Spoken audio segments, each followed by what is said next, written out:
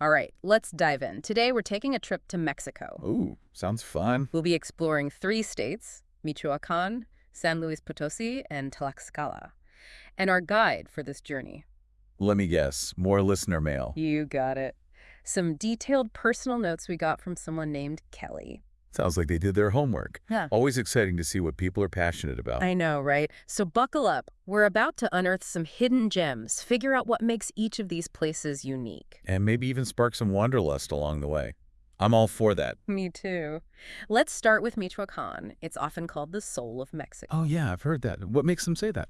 Well, Kelly's notes on the Day of the Dead celebrations there, they really paint a picture. Oh, I bet. Those are supposed to be amazing. Seriously, imagine Lake Pátzcuaro at night, hundreds of candles flickering on boats carrying offerings to ancestors. Wow, that must be an incredible sight. So powerful, so full of history. It's a tradition that goes way back, the Purépecha people who are native to Michoacan. They've kept those rituals alive for centuries. It's incredible how those ancient traditions can persist, even thrive in a modern world. Absolutely.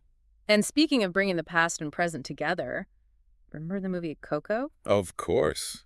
Who doesn't love Coco? I cry every time. Right. So get this, the look and feel of that movie, a lot of it was inspired by Michoacan's Day of the Dead traditions. Really? I Yeah. did not know that. But it makes sense, those stunning visuals, the music, the whole vibe. Yeah, It feels so authentically Mexican. exactly. And speaking of music, that's another thing that stood out in Kelly's notes. Interesting. What kind of music? They mentioned this town, Paracho. Never heard of it. It's known for making incredible guitars. So good, they're played at international music festivals. Wow, that's impressive. I mean, there must be something special about them. What makes them so unique? Well, from what I gathered, it's all about craftsmanship.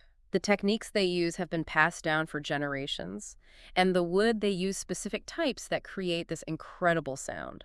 It's amazing how something as specific as a guitar can have such a global reach.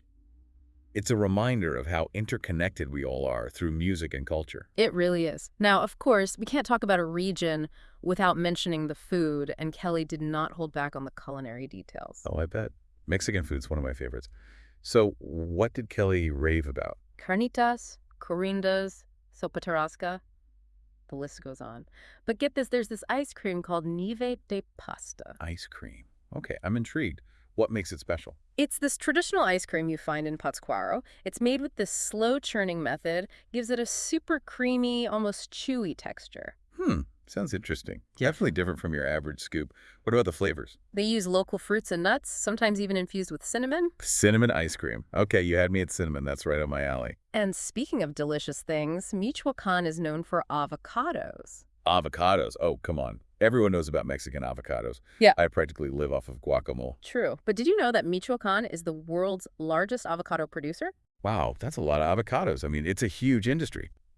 But we should also think about the environmental impact, right? Yeah, you're right. Water usage, deforestation. Kelly's notes touched on that too. It's good to be aware of the bigger picture. Absolutely. Yeah. We got to enjoy our guac responsibly. Right. Okay, one last thing about Michoacan before we move on. Have you heard of the Monarch Butterfly Biosphere Reserve? Oh, yeah. The monarch butterflies, their migration is incredible. They all end up in this one spot, right? Exactly. Millions of monarch butterflies migrate to this specific area in Michoacan every year. It's like a scene out of a nature documentary. Imagine witnessing that firsthand. Millions of butterflies. It must be breathtaking. I know. Okay, let's switch gears. We're leaving the soul of Mexico for the heart, San Luis Potosi. Ooh, the heart. I'm curious, how is it different from Michoacan? Well, Kelly describes it as this cultural crossroads. You find indigenous traditions blending with Spanish colonial influence. That's what I love about Mexico. Every region has its own distinct flavor, its own story to tell. I'm excited to hear more about this one. And that blend is so evident, like in the architecture, the art, even the language. Yeah, and Kelly had a note about the Huasteca Potosina region. Oh, I know that area. It's known for its indigenous cultures, the Huastec, the Pame, the Otomi peoples. Their music and dance and rituals are so vibrant. Oh, yeah, they mentioned a ritual, something about dancing on top of a 100-foot pole. Oh, yeah. The Voladores ceremony. That's intense. Intense is right. But what stood out to me were their notes about Los Pozos, this surrealist garden by Edward James in Chile. It looks incredible, like something out of a dream. Oh, Las Posas is a must-see. You have these incredible concrete structures, sculptures everywhere that just blend right into the jungle, staircases to nowhere, hidden grottos, arches that just defy gravity. Like, how did he even build that? Yeah, talk about imagination. It's like he just took the idea of a garden and made it art. Definitely. It's on my travel bucket list for sure. Okay. And while we're talking about art imitating life, Kelly also mentioned Rail de Caters. Wait, is that the former ghost town? The one and only. It's become this like magnet for artists, spiritual seekers. And get this, to get there, you have to go through this tunnel, the Ogario Tunnel. Seriously, a tunnel. That's so cool. It's like a journey within a journey. I know, right? And the town itself, beautiful colonial buildings that were abandoned. Now they're full of galleries, shops. It's like a snapshot of the past and the present. Oh, wow. I love places like that. It's a living museum almost. Right. And speaking of museums, Kelly was sure to include the culinary scene. Of course. No trip is complete without tasting the local flavors. What do they recommend? Enchiladas potosinas, which I have to try now that I know about them. Oh, yeah, those are a classic. And then zacahuil, which is a giant tamale. Like, seriously, it can feed a whole village. Oh, wow, a giant tamale. Now that's a party I want to be at. Right. But the one that really got me was tacos de cabuches, tacos filled with cactus flowers. I've never even heard of that. Oh, yeah. Yeah. Those are super unique to the region. It's like a testament to Mexican cuisine, how they use every part of the plant. And they taste amazing, like a Yeah. delicate, almost artichoke-like flavor. Now I have to go. The food, the art, the history. This place is a must-see. Oh, yeah, for sure. And speaking of history, Kelly mentioned San Luis Potosi's role in the Mexican Revolution. Oh, right. Wasn't that where Francisco Madero issued the plan of San Luis? Exactly. In 1910, sparked the whole revolution. Wow, I had forgotten that. It's crazy to think how one event in one place can have such a ripple effect on history. Totally. And speaking of connecting history and pop culture, Kelly also noted that Real de Catorce, the ghost town we were talking about, Yeah. it was a filming location for The Mexican. Oh, wow, the one with Brad Pitt and Julia Roberts.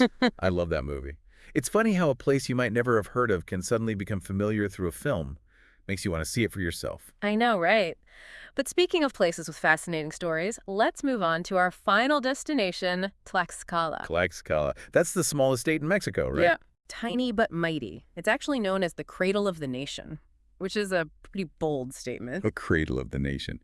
For the smallest state, I got to hear more about this. I know. Kelly kept emphasizing that contrast in their notes, this small state having such a huge impact. It's true, though. I mean, the Tlaxcalteca people, they allied with Hernan Cortez during the Spanish conquest. And their support.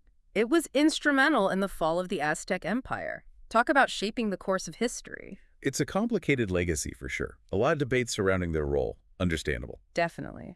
It makes you think about how even the smallest players can have this outsized impact. But beyond the conquest, what else makes Tlaxcala special? Their carnival celebrations are phenomenal, unlike any other in Mexico. They have this dance called the Danza de los Huehues. Oh, I've heard of that. What's it all about? It's amazing. Dancers wear these really elaborate masks and costumes, and they basically satirize Spanish colonial figures. It's like history, art, social commentary all rolled into one. Wow. I would love to see that. It's like they're reclaiming their history through performance. Exactly. And speaking of reclaiming tradition, we got to talk food. Always. Kelly mentioned mole prieto, barbacoa de hoyo, that's cooked underground. Oh, yeah, super traditional. And then there's Eskimos. Eskimos, wait, are those ant larvae? Yep, you heard that right, ant larvae. Considered a delicacy in Tlaxcala, sometimes they even call them Mexican caviar. Oh, wow. Okay, I'll admit, that one's a little out there for me. But it's amazing how Tlaxcala has held on to these pre-Hispanic culinary traditions. It really is. Food can be such a powerful connection to the past. Absolutely. Okay, last Tlaxcala tidbit from Kelly's notes. You ready for this one? Hit me with it. During the Huamantla Fair, there's this event, La Noche que nadie duerme, the night when nobody sleeps.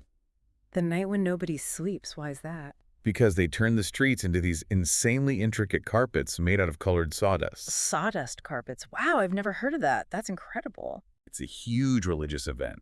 The carpets depict all these scenes and symbols, and the detail is insane. Local artisans work all night to create them. I'd love to see pictures of that. Okay, so we've gone through these 3 amazing states. What are your takeaways? What stands out to me is how each state has its own identity, Right.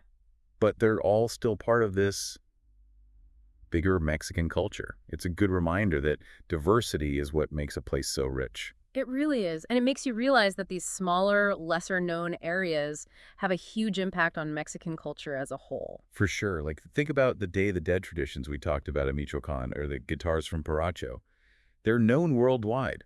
It's true. It's like these hidden gems have this ripple effect, spreading their influence. It makes me wonder, have our listeners ever encountered any of these traditions? Exploring those connections, it doesn't have to mean a plane ticket, right? No, not at all. It could be finding a local Mexican restaurant, a book at the library, even talking with someone from a different background. That's so important. Sometimes those are the most enriching experiences right in your own backyard. Totally. But I'm not going to lie, after all this, seeing those sawdust carpets in Tlaxcala for real, Yeah. that would be amazing. Or trying those Eskimos. Okay, maybe we can start with the cactus flower tacos and work our way up to that.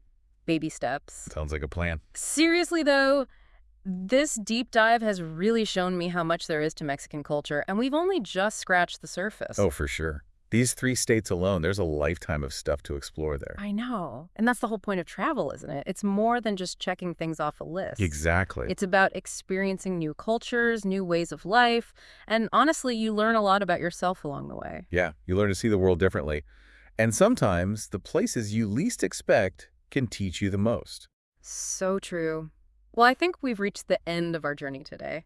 From the soulful traditions of Michoacan to the historical crossroads of San Luis Potosi, and then the surprising influence of tiny but mighty Tlaxcala. And hopefully, we've inspired our listeners to explore these places for themselves. If you do, we want to hear all about it. Share your stories, your photos, your favorite discoveries. Let's keep this conversation going. The journey never really ends, right? Never. So until our next deep dive, keep exploring, keep learning, and keep those adventurous spirits alive.